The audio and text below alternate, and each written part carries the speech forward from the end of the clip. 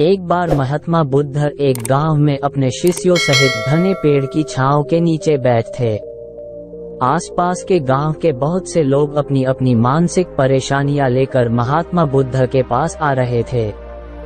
महात्मा बुद्ध उन सब की मानसिक परेशानियों का समाधान देते। सब लोग खुशी खुशी अपनी समस्याओं का समाधान पाकर वहां से लौट रहे थे। वहीं से कुछ दूर बैठा एक दुखी भिखारी खुद की किस्मत को कोसता हुआ बुद्ध के पास जाने वाले लोगों को देखकर ये सोचने लगा कि अभी कुछ देर पहले तो ये लोग दुखी मन से मुंह लटकाए उन महात्मा के पास गए थे, और अब इतना खुश होकर कैसे वापस लौट रहे हैं। आखिर माजरा क्या है?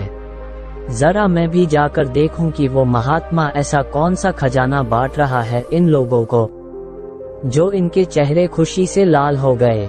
जब वो दुखी भिखारी कुछ नजदीक गया तो उसने देखा कि ये महात्मा तो लोगों को प्रवचन देकर लोगों के दुख का निवारण कर रहे हैं। ये देखकर भिखारी के मन में भी तीव्र इच्छा हुई कि क्यों ना मैं भी अपना दुख इन महात्मा को बता दूं।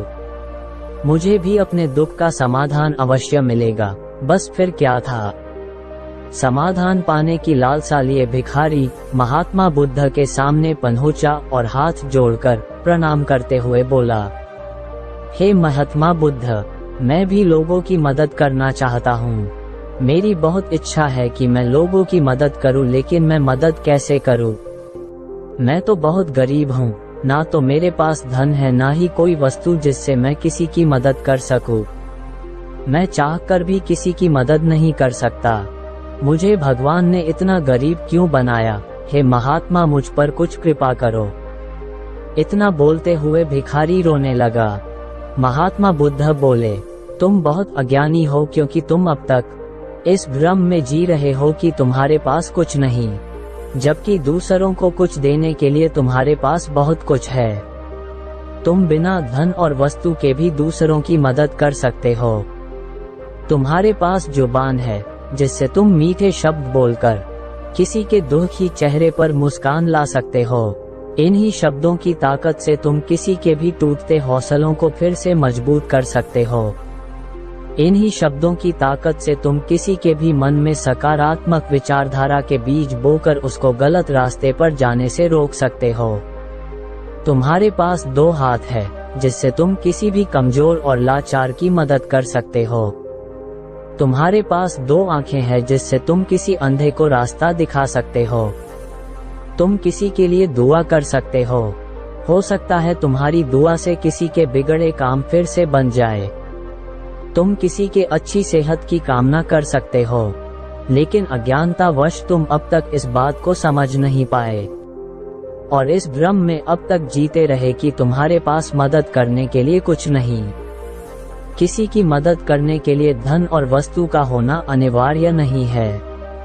बिना धन और वस्तु के भी हम कई प्रकार से लोगों की मदद कर सकते हैं। महात्मा बुद्ध के ज्ञान भरे इन सुंदर वचनों को सुन भिखारी के चेहरे पर मुस्कान आ गई और वो खुशी से झूमता हुआ वहां से चला गया। इस बुद्धा मॉरल स्टोरी से हमने क्या सीखा? तो देखा दोस्तों, महात्मा बुद्ध के इन बातों से कितना सुंदर ज्ञान जानने को मिला। आज के समय में ऐसे ही बहुत से लोग हैं जो यही सोच सोच कर दुखी होते रहते हैं कि मेरे पास ये नहीं वो नहीं, बल्कि जो है उसी में संतोष करना सीखो और बिना किसी मतलब के लोगों की मदद करो। इन्हीं से आपको परम सुख की प्राप्ति होगी। और इस भ्रम में अब तक जीते रहे कि तुम्हारे पास मदद करने के लिए कुछ नहीं। किसी की मदद करने के लिए धन और वस्तु का होना अनिवार्य नहीं है। बिना धन और वस्तु के भी हम कई प्रकार से लोगों की मदद कर सकते हैं। महात्मा बुद्ध के ज्ञान भरे इन सुंदर वचनों को सुन भिखारी के चेहरे पर मुस्कान आ गई और वो खुशी से झूमता हुआ वहां से चला गया। इस बुद्धा मॉरल स्टोरी से हमने क्या सीखा? तो देखा दोस्तों, महात्मा बुद्ध के इन बातों से कितना सुंदर ज्ञान जानने को मिला। आज के समय में ऐसे ही बहुत से लोग हैं जो यही सोच सोच कर दुखी होते रहते हैं कि मेरे पास ये नहीं वो नहीं, बल्कि जो है उसी में संतोष करना सीखो और बिना किसी मतलब के लोगों की मदद करो। इन्हीं से आपको परम सुख की प्राप्ति होगी। तो दोस्तों, यह moral story, Buddha moral story आपको कैसी लगी जरूर बताना। ऐसी ही और भी मॉरल स्टोरीज की वीडियो देखने के लिए हमारे YouTube चैनल को सब्सक्राइब करें, कमेंट करें और बेल आइकन पर क्लिक करें। धन्यवाद। जय हिंद।